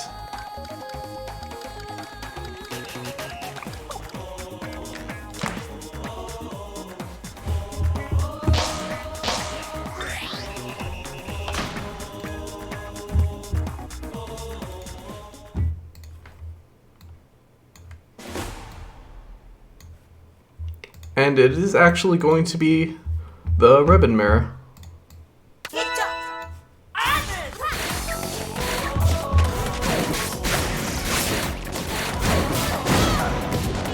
I'm just gonna fix the scores and the overlay a little bit more before getting into the commentary. A fun fact: back when like Winter Brawl happened, I remember using the word mirror as a like mirror match when the same character appears twice, and then Buster Wolf was saying, "Wait, what fighting game scene did you come from?" Because they use mirror in like Street Fighter and Tekken and stuff, but in Smash they use dittos. But actually learned the term mirror match from StarCraft. So that's a funny origin story. Anyways,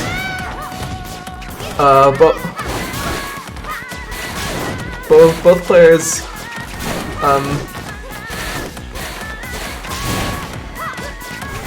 I'm sorry, I was lost in my own little anecdote there, but we are at 30 seconds and both players are at their last quarter of health.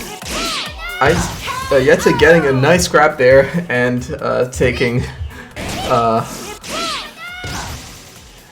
the first hit. Oh, he did, nice. Brexit is like my best friend over here in the Berlin Smash community, and he actually co-commentated an EU Arms Challenge with me once too. And he recently commentated a block at in Smash Pools at DreamHack Leipzig, which is like really nice, so I'm really happy for him. And we are going to go as we are going to go into game number 2. Yetta is going to get the rush off first. Iceman has the rush ready to go in the back, but Yetta is not giving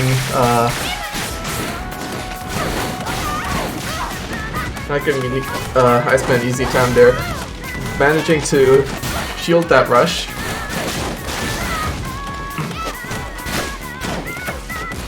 But now both players are pretty much back in neutral. Iceman trying to take control of that center stage a lot more than Yetta, and that nade is going to power through and give Iceman the second round.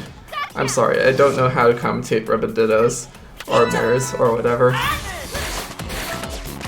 But yeah, the main difference maker here is the fact that Yetta is sticking to the straightforward double toaster loadout, while Iceman is going for a little bit of a wonka hitbox with the Slap-a-Bander and the nade.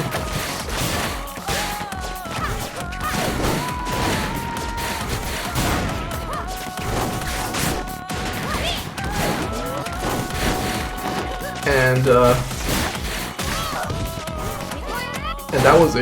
that is also a huge chunk of damage consistently being applied to Yetta. Yetta trying to find the opportunity to use that rush up close, but Iceman just not giving it to him. And Iceman going for the rush, but it does get shielded by Yetta. Yetta's still showing signs of life here. Both arms are fairly damaged though, so Yetta has to be careful. Barely catching Iceman with the rush, but that is a large chunk of that rush missing, only 225 coming through. Iceman gets it with one last nade. And it looks like Iceman wins the first Ribonanza.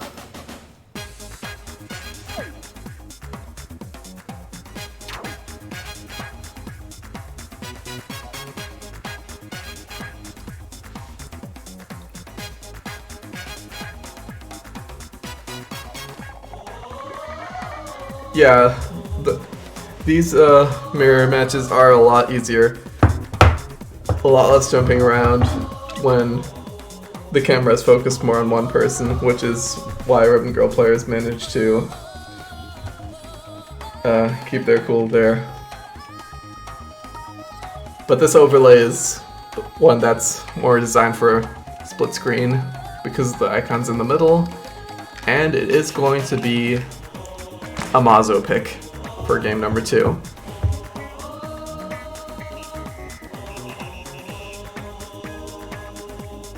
Yetta gonna try a little bit something different here.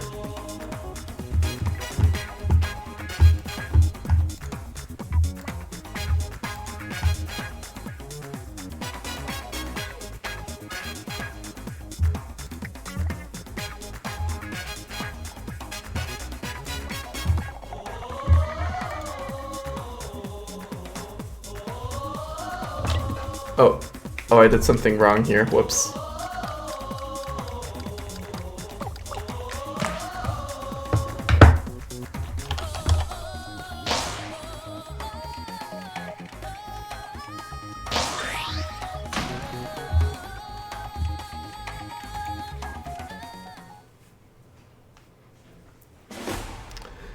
And we are going to go straight into another ribbon mirror match.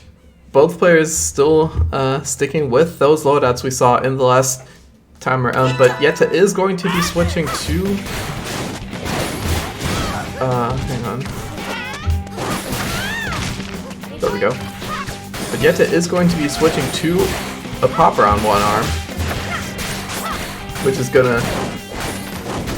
While it is going to trade off punch parrying that nade, it is going to give Yetta a lot more options to catch out Iceman's movements. But Iceman's so good with aiming that nade, ranking on a lot of damage. The trampoline is already broken, and Yetta tries to go for the rush off the trampoline, not managing to catch Iceman though because of that constantly shifting camera. Iceman getting the rush in exchange though, only landing with the slap at first, but getting the nade detonation at the end for 300. And that is going to put Yetta in a very precarious position.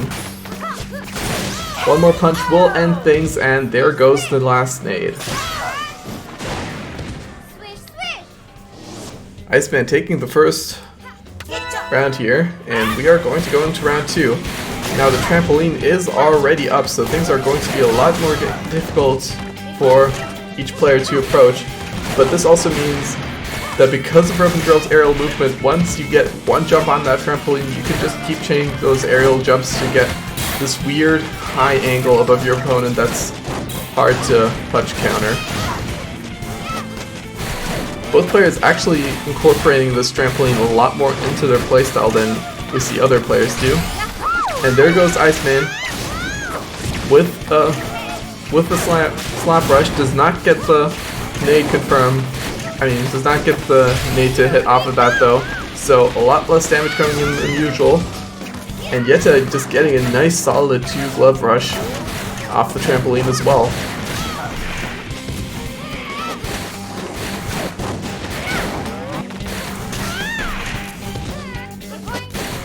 Yetta getting another nice punch onto Iceman as Iceman slides onto the trampoline, and one more nice 1-2 as Iceman tries to approach from the side. Yetta really letting Iceman be the aggressor here and trying to punish Iceman's movements. Yetta did have the rush a bit ago, tries to save it, and it is actually a fairly nice call because Yetta is able to bait out Iceman's rush. Iceman trying to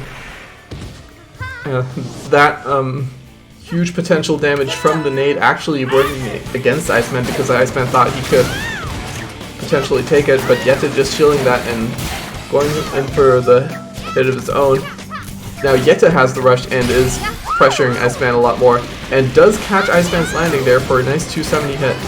Iceman did switch over to the Tri-Blast for a bit of an easier time to poke Yetta, at least when Yetta isn't jumping and is constantly shifting that vertical hitbox for the girl, because Tri-Blast is a lot better at catching horizontal movement. But when Yetta is landing and throwing out those toasters, that is the perfect time to be throwing out those Tri-Blasts. And Iceman is still getting poke after poke in there. Both players do have the rush ready. We saw how easily this game can swing with the rushes. There's going to be a nade detonation, Iceman's own nade, and Yetta trying to confirm that into a rush. Not getting it, but still getting a bunch of respectable damage by breaking the shield. Iceman going in with a rush of his own, and that is going to do a lot more damage than usual because of that explosive finisher. Yetta still at the health advantage, but barely. And Yetta getting a nice last punch in, just threading it through while Iceman is trying to approach. Oh yeah! That means Yetta brings the series back to 1-1.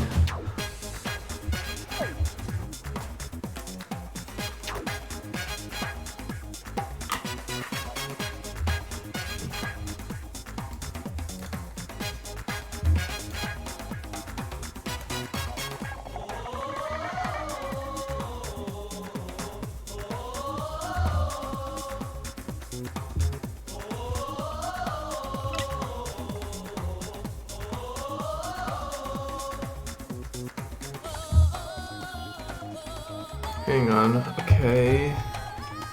We are going to go to Via Dolce for game number 3.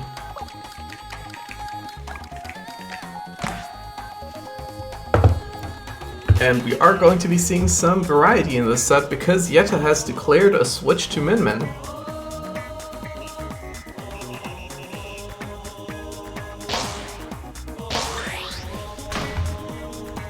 We'll see what Iceman does in response. Oh, there's another bear. We have another Min Min.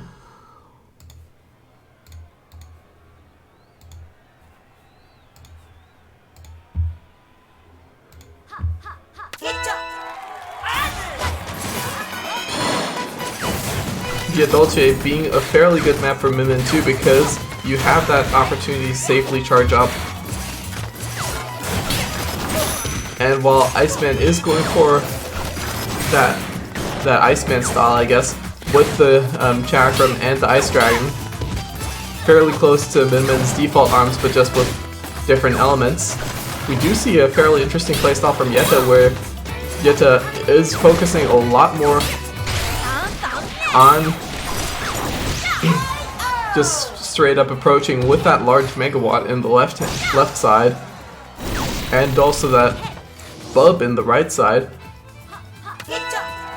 But Iceman just doing a lot better of a job at poking with that Ice Dragon and setting Yetta up to be killed by that rush. Yetta not even getting an opportunity to get that Dragon Arm up, but is going to be spending that rush save from last time to at least knock Iceman's Dragon Arm out. Now Yetta trying to approach here. Iceman reading it fairly well though. Oh, that was a nice kick from Yetta there to deflect that Chakram. But there's a charged Chakram on that Dragon Arm that's going to go straight into that rush. Now Yetta at the Magic Pixel, and one more Chakram from Iceman will take it.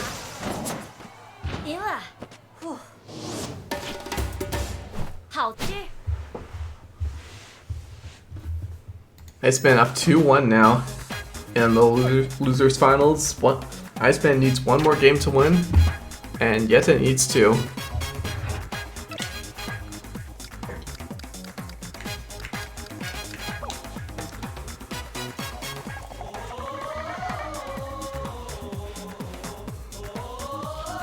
So, Mausoleum and Temple will be banned from Iceman's side.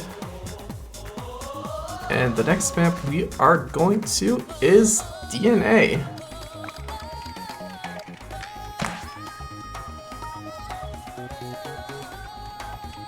DNA, another interesting Min Min map because of the potential swings from charging up behind those pillars. That is going to be a switch back to Ribbon Girl from Yetta though.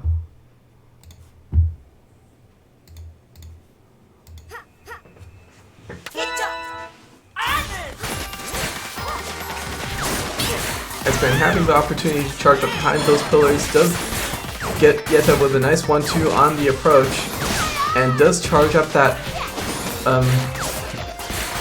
Chakram. That charged Chakram being so dangerous. But Yetta does have two arms that are fairly good at knocking down the charges with that Popper and the Toaster. Iceman getting a nice confirm into the grab. Take a lot more damage from Yetta. Iceman does have the rush ready now, and it's actually, wow, that ended super fast. Iceman going for the rush to take that last little bit of health from Yetta.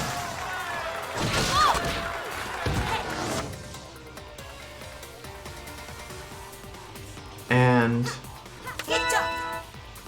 Yetta switching it to Tribal to try to catch out Iceman a little bit better. Iceman is going to have a bit of an easier time blocking that though, with the charged Chakram, if he finds the opportunities to do so. Yetta is cornered right now. That is a nice 1-2 off of the charged Chakram stun. And this is why DNA Lab is so dangerous as a pick against Min Min, because you can just get those Dragon Arms charged up fairly easily. A nice rush from Yetta is going to knock down that Dragon Arm though, giving Yetta a much better chance of winning this game. And there's the DPC, but Yetta does not care. Yetta has the health.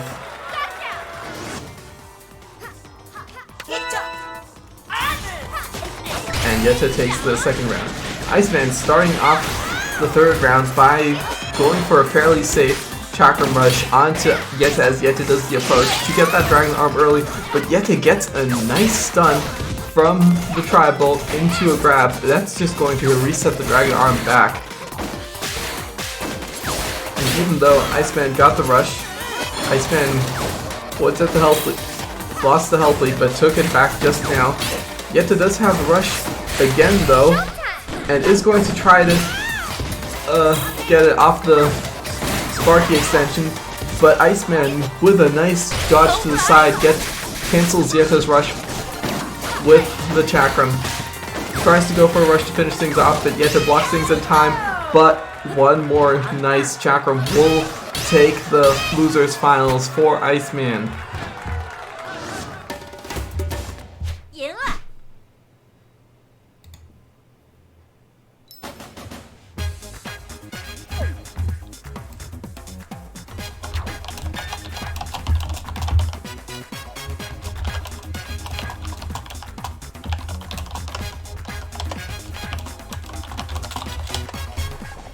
Now I will be right back for a little bit. I need to refill my water. I am getting so parched. So, enjoy some more music between games.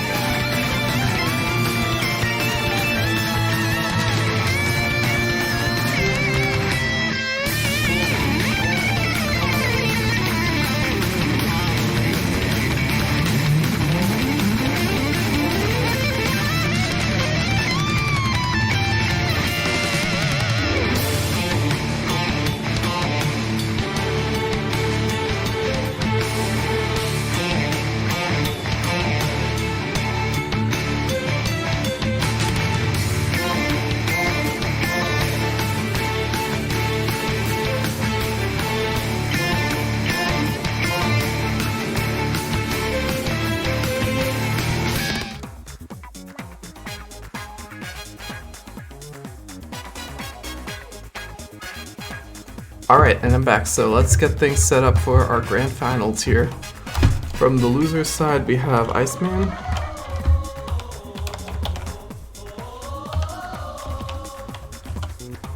And from the winner's side, we have Rifa.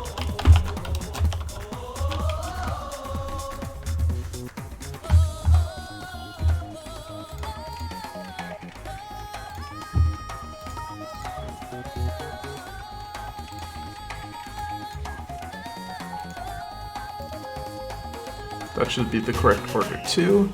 And the first map they have chosen to go to is DNA Lab.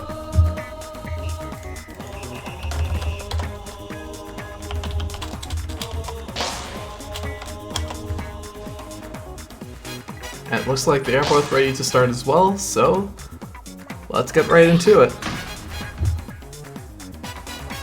So it looks like Iceman is going to be starting off with the Min Min that we saw a lot of recently, and Bertha is actually going to go for his freeze-based Mechanica here in response.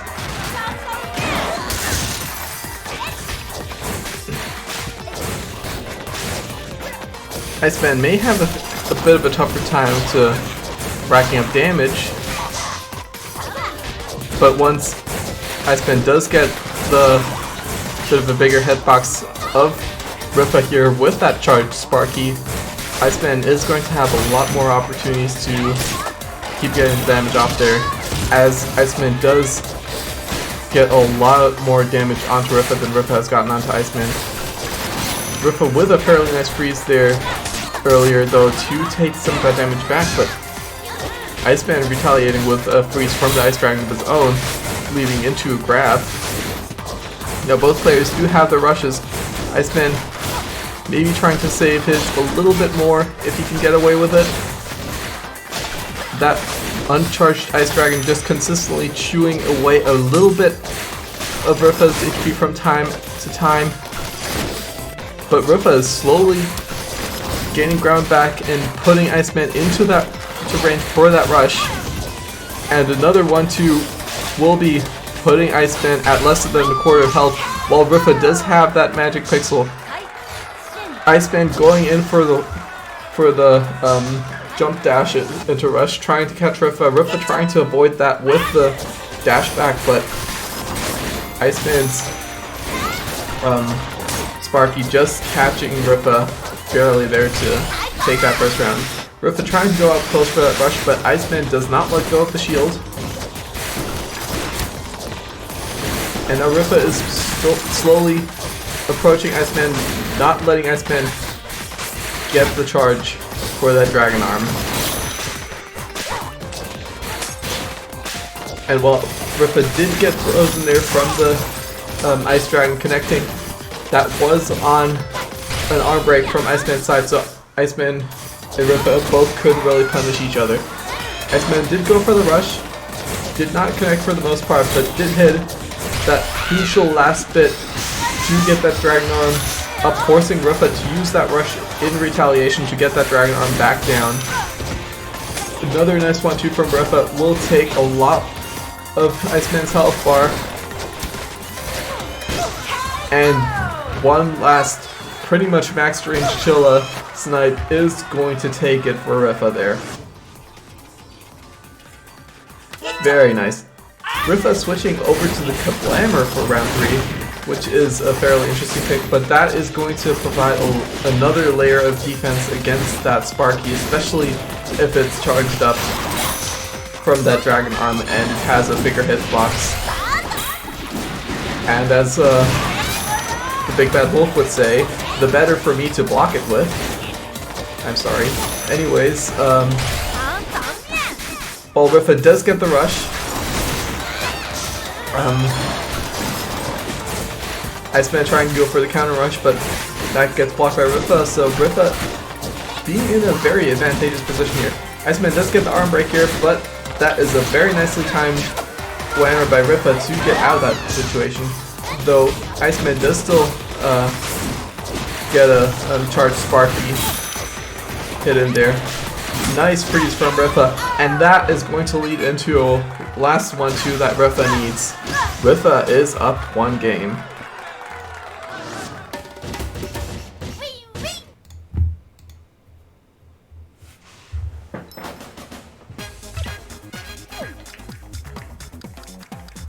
Very nicely played by Bertha there, and a very nice unconventional counter pick to Iceman's Min Min, which was probably going to be pulled out on DNA Lab too, because of how that stage favors Min Min very well.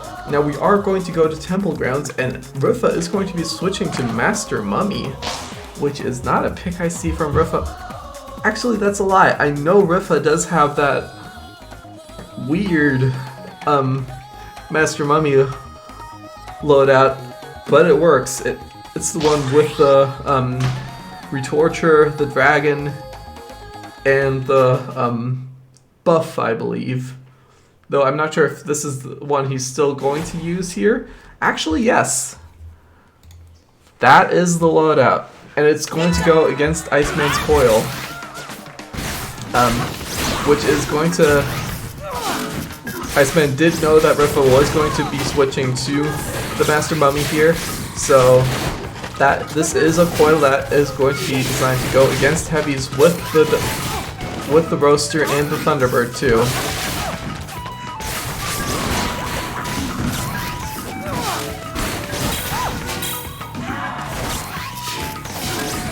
So while Iceman does have a bunch of nice options to get a bunch of really explosive hits onto Rifa, Rifa's Retorture here is actually doing a lot of work, just covering so much area.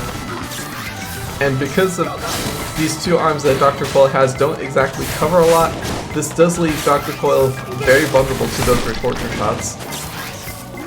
Both players are at rush. It is going to be a little bit more difficult for Rifa to find the rush, I think. Iceman had the opportunity there with an arm break, but oh my gosh, that is the huge throw that we all know Master Mummy for. Just 200 damage. Incredible. Majestic. Iceman is going to switch things up for round 2. Going for the Birdchuck instead. Oh, I missaw that. Is the Sparky, not a Roaster. And both players just exchanging rushes onto each other, tacking on a little bit of damage, and now's the important part. Let's see which player can kind of open up the other. Rifa getting a bunch of nice hits onto Iceman with that buff. Oh, but there's a shock. Not going to convert into rush though, just another Birdchuck hit. I think the Birdchuck was already out there. Iceman hovering up close to Rifa a bit there, getting a nice grab, getting another nice grab, and that is going to put Rifa into rush range. Iceman is going to be able to pressure just so much better now, and is going to catch Rifa on the jump. Rifa is at the magic pixel now, but that is a nice Dragon Snipe. This is still so dangerous for Iceman because Rifa can still confirm with the buff. Oh, and there's the buff connection. That's actually going to hit for 335. That is huge for Rifa. A very nice comeback. And we are going to see Rifa go up 2-0. Wow. Not a very close game by any means, but that is huge. Same bans from Rifa's side, Scrapyard and Buster Beach. We are going back to Temple. Oh, but Rifa is actually... Yeah, Rifa is going to change to Helix.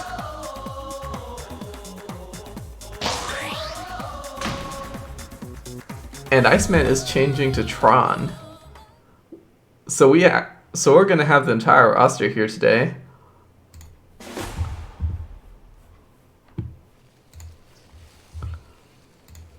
Rifa.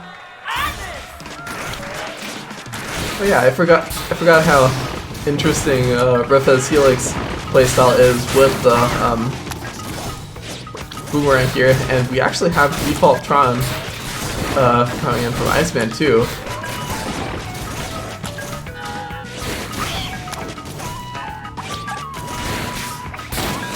So in most matchups, Tron actually does have difficulty getting that EMP off, but against Helix, especially with those slower arms that Rifa has on the set,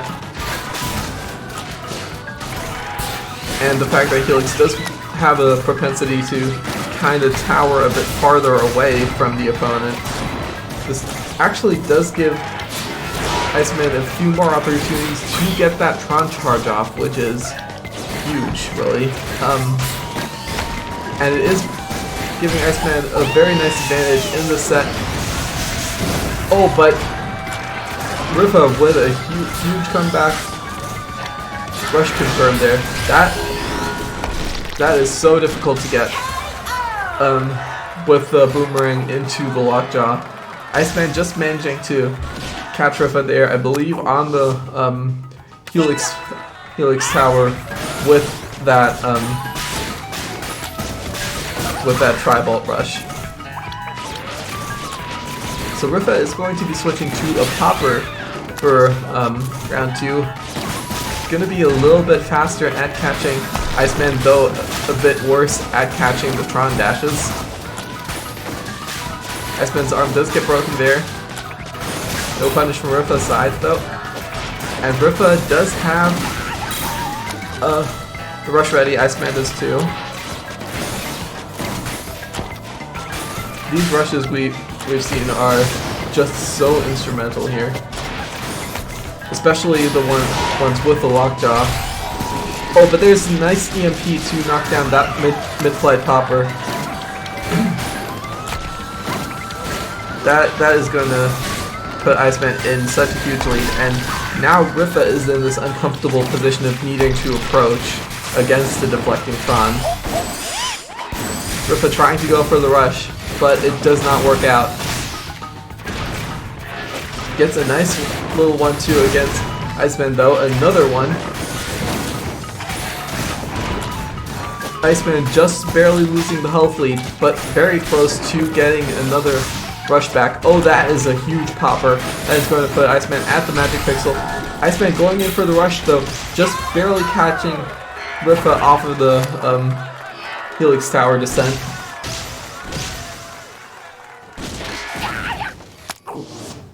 And that is going to be a point on the board for Iceman.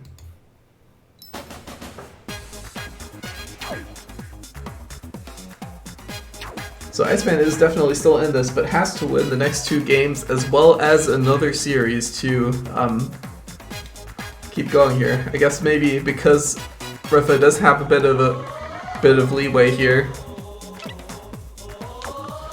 Bertha does feel a bit more comfortable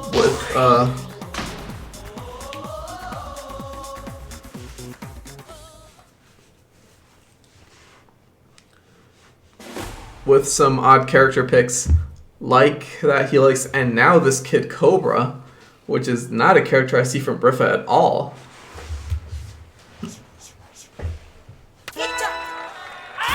And this Cobra is going to be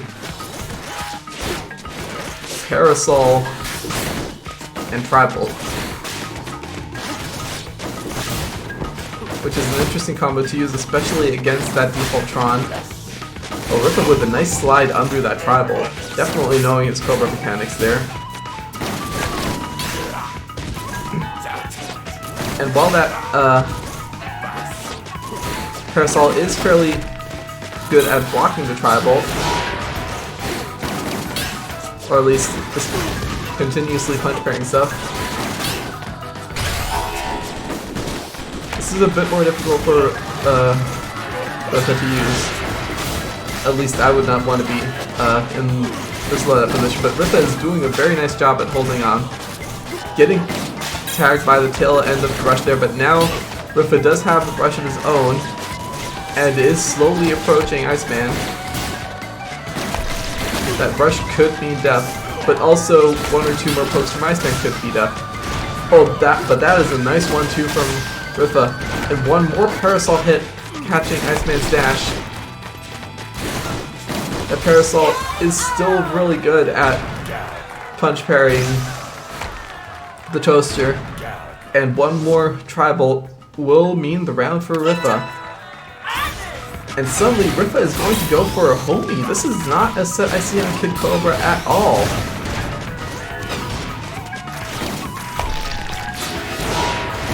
But this could be very nice against Springtron's against the deflections, the homie. So let's see how Rifa plays this out. Both players going in for the rush there. A little bit badly timed on Rifa's side, causing him to lose out on that trade. But both players still fairly even in the health department. A nice 1-2 from Bertha, will put Rifa into the health lead. Now Iceman does get the charge off, but that is another stun into knockdown from Rifa's side. But that is the rush connecting. Rifa jumps in close, gets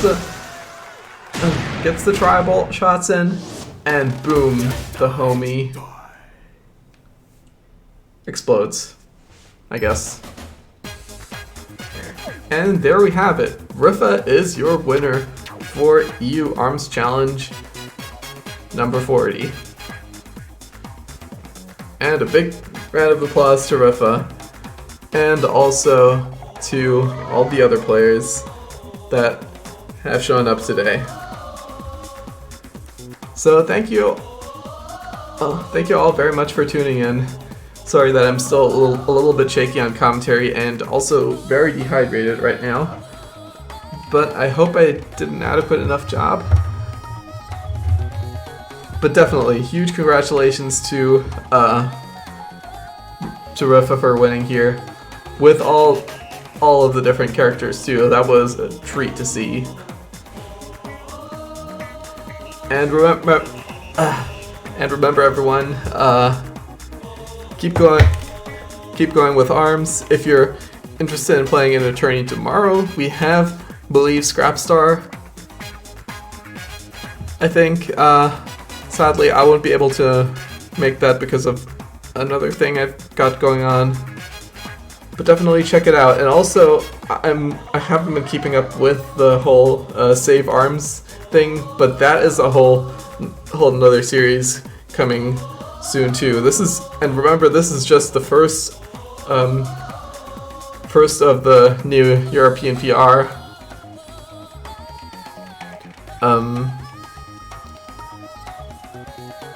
A lot more bi-weekly tournaments are going to be happening soon.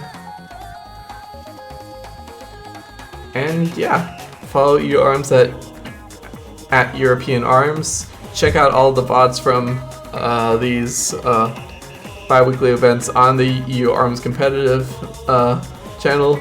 Check out the Evo VoDs if you haven't, because those were amazing.